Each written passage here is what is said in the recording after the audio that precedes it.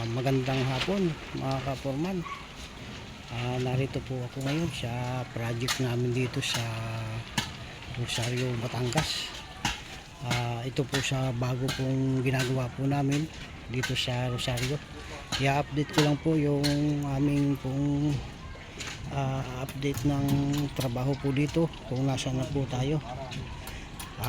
Sa ngayon po, bali nag-uumpisa na po tayong maglatag po ng CHB. Ayan po. Ganun din po dito.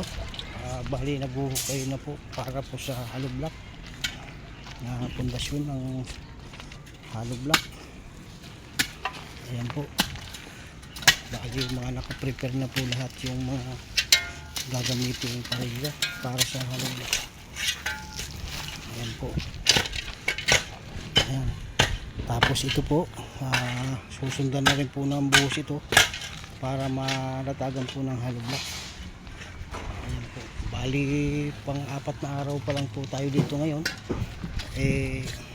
Nag-uumpisa na tayo maglatag ng hollow block. Ayan po. Bali yung isa po doon na poste ay itatayo po ngayon sa lugar pong iyon. So bali tuloy-tuloy po yung ating sitwasyon ng trabaho po dito. Ayan po. Meron na rin po akong mga dinalang forma dito para po sa poste. Ayan po, nakapreparasyon na po lahat yan.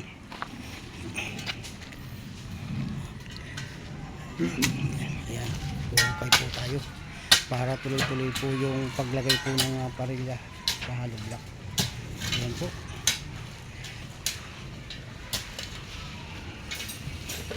Patuloy lang po yung setup ng trabaho po dito.